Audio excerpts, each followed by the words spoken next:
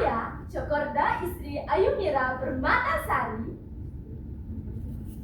dari Nusa Tenggara Barat, kota Mataram,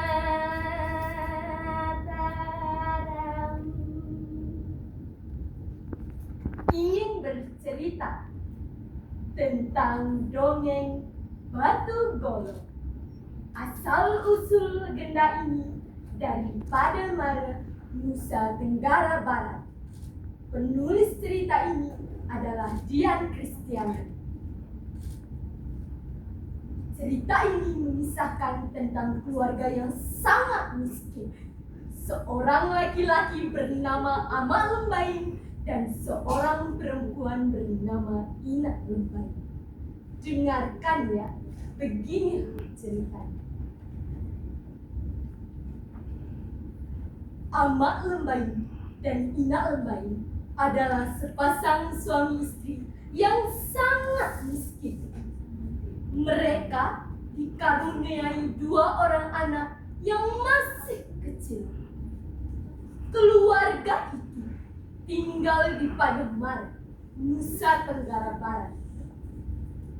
Mereka tak punya sawah untuk digarap, tak punya kebun untuk ditanami, juga tak memiliki hewan ternak.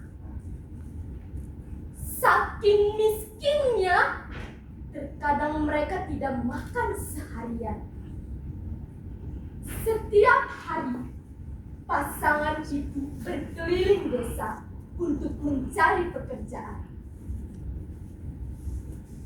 Suatu hari, seperti biasa, Amak Lembain dan Ina Lembain pergi mencari pekerjaan beserta kedua anaknya. Setelah seharian berkeliling, akhirnya Amak Lembain mendapatkan pekerjaan. Ia diminta untuk membetulkan pintu rumah yang rusak. Tinggallah Ina Lembain yang masih terus mencari pekerjaan sambil menggandeng kedua anaknya. Ia mengunjungi tiap-tiap rumah, tetapi ia selalu saja tidak diterima pekerjaan.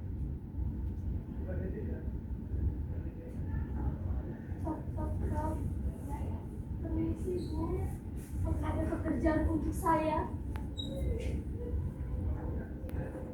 Apa sih? Di sini tidak ada pekerjaan untukmu. Pergilah, jangan mengganggu. Tolong saya Bu, kedua anak saya belum makan.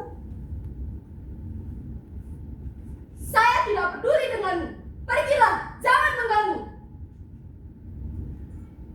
Baiklah Bu, terima kasih. Ina Lembain pun lanjut berjalan sambil menggandeng kedua anaknya untuk mencari pekerjaan lagi.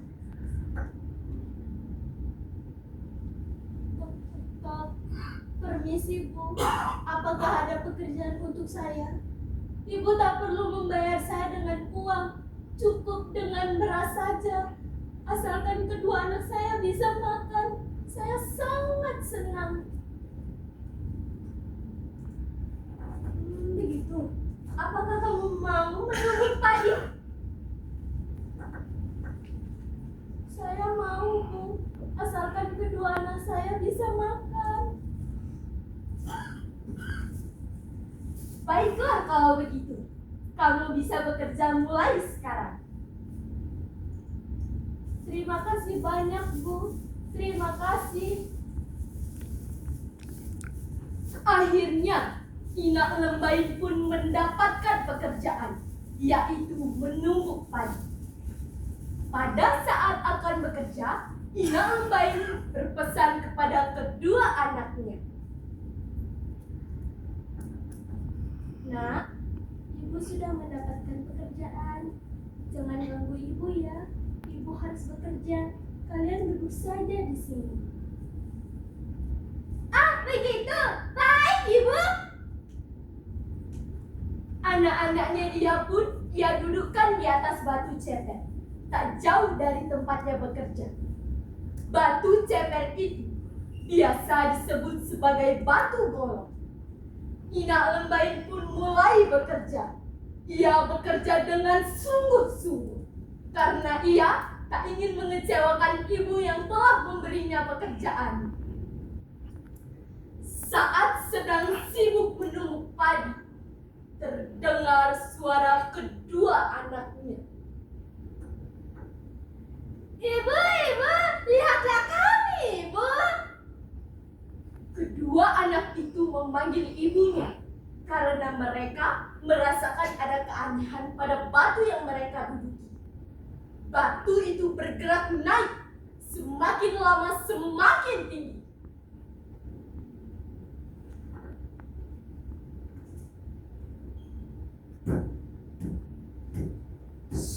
Janganlah nak, jangan ganggu ibu.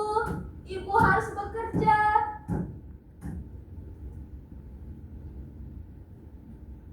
Saud Ina Lembain sambil terus menumbuk padi. Ia tak menoleh sedikit pun pada kedua anaknya. Ibu, batu ini bergerak naik, Ibu. Kami takut, Ibu. Teriakan kedua anak itu lagi. Kedua anak itu terus berteriak-teriak. Namun Ina Lembain tetap tak peduli. Ia pikir kedua anaknya hanya mencari perhatiannya saja. Ibu, kami ada di atas, Ibu. Tolong kami, Ibu, kami takut, Ibu. Kedua anak itu terus berteriak-teriak. Namun Ina Lembain tetap tak peduli. Mereka sangat panik dan ketakutan. Mereka serentak berteriak lagi. Ibu, kami ada di atas, Ibu, kami takut, Ibu.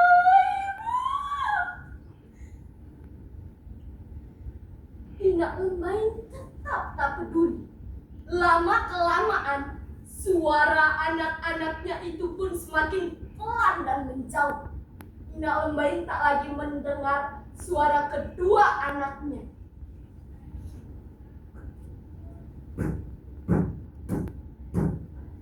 Baguslah, mereka pasti kecapean. Tidurlah yang nyenyak ya nak. Ibu harus menyelesaikan pekerjaan ini. Saud Ina Lembain sambil terus menumbuk padi. Ina Lembain tak menyadari batu golok telah membawa kedua anaknya nyaris menyentuh awan. Alangkah paniknya ketika ia melihat batu yang diduduki kedua anaknya itu sudah menjulang tinggi ke langit. Ujung batu itu pun sudah tak tampak lagi. Bahkan kedua anaknya itu pun sudah tak kelihatan lagi. Setelah menyelesaikan pekerjaannya, Ina Lembain lalu mencari kedua anaknya.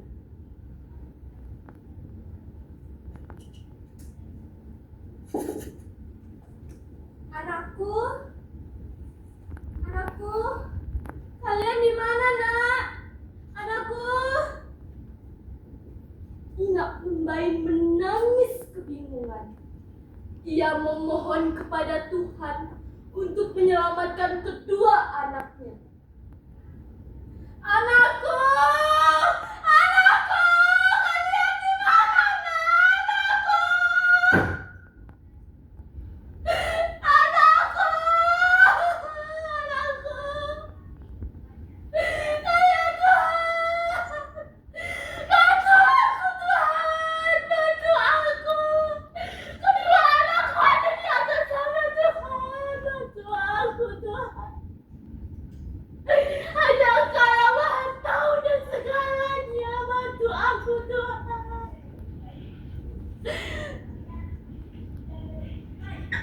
Dengan bantuan Tuhan, selendang yang dikenakan Ina Lembain mampu memenggal batu golok itu menjadi 3 batu.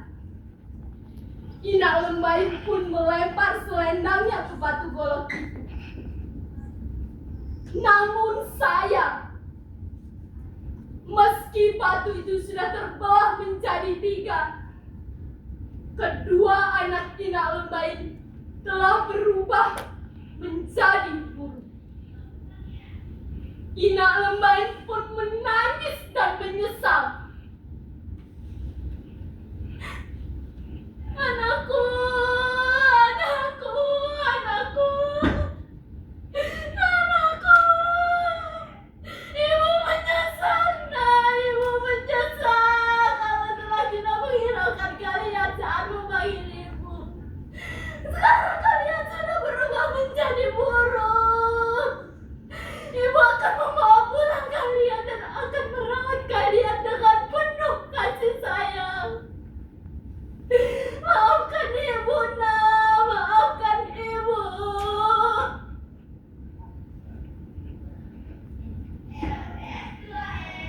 Konon kabarnya, ketiga batu golok yang terbelah itu terlempar ke 3 daerah.